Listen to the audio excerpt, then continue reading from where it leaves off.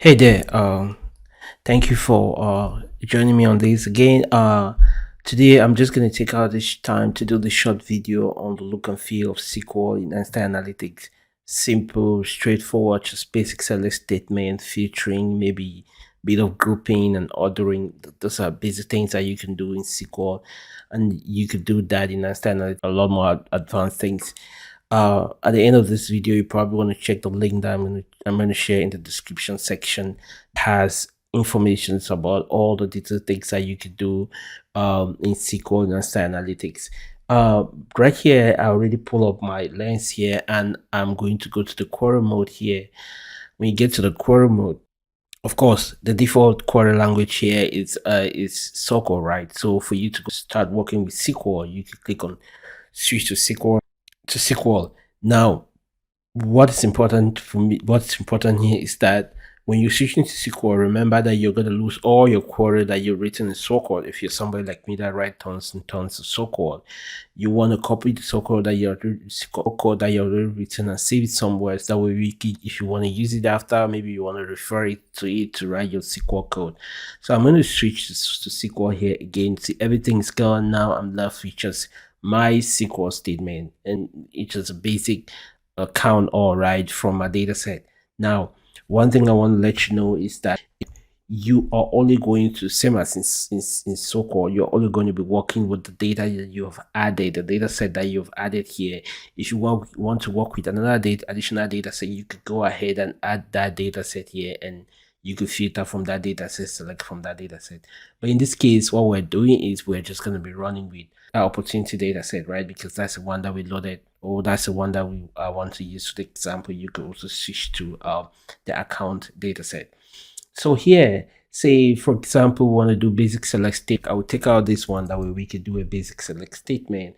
Say we want to select let me go to account opportunity here, DTC opportunity data set here. So we want to go to the opportunity name, and this all based on the API name here. I'll just copy that one and paste here. And then I am also going to look for the industry here. I'll copy the industry and I paste right there. Right, and then I want to also, let me see the product name here. Let me put it right here. That way I could make it look nice and clean, something like that. And then when I run this, you see it's gonna tell me the opportunity name, it's a product name, and the industry in which the product is found. These select statements, same as you have in SQL. One of the other things that you could do is probably you want to do featuring, right? If you do where clause here, which is the same thing that you have in SQL. Say we want to get all the opportunities in finance industry, so we could copy this finance right here, straightforward, and we say where say industry, where industry is equal to finance, right? And then we run that, and it's going to give us just the same featuring that you have in SQL. So it's the same thing, right? We're limiting by 2000, and you could take that out. One of the things I would probably want to do is maybe order the data, right? So if I say order by, now I'm just using the intelligence here because it's pretty powerful. Order by, say product name here, and product name in descending. I'm just using this because we already have this as part of our select. That way you can see the ordering. So this is the descending start, then it goes down to all of these ones.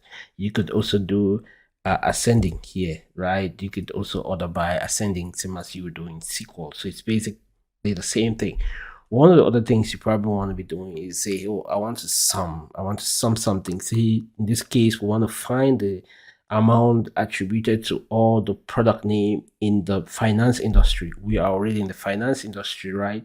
So we could come here. I'm going to use the API. Since amount is a measure, we'll copy the amount here. I'm going to take this one out here. That way we have it clean. And then I am going to have sum here, and I'm summing the amount, and I'm summing it as sum amount here. That way we have at least a good title for the column that we're working with.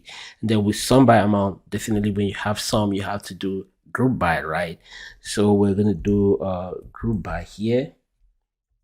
I'm trying to take advantage of the IntelliSense here, group by, and we're grouping by what? Let's group by product name. Of course, we have to group by product name because this is not select statement, and we also have to group by industry too because it is also in our select statement. Of course, it's not going to make any difference because we're already working with the same thing. So if then when you run this, you're going to see that it's grouping everything. So for books, that is in the finance industry, we have this sum of amount. So basically, that's things that you can do with this. There's a lot more you can do with SQL. Again, I'm going to put that document in the description section below. That way you can get access to it. Now, we have two data set here. You can query data from this data set as same as you could do this. You could do subquery where you have these two data sets involved and things like that. Thank you for joining, and again, stick around because I'm going to do a lot more video on SQL and binding, which is what really gives power to SQL in Einstein Analytics. All right, bye bye for now.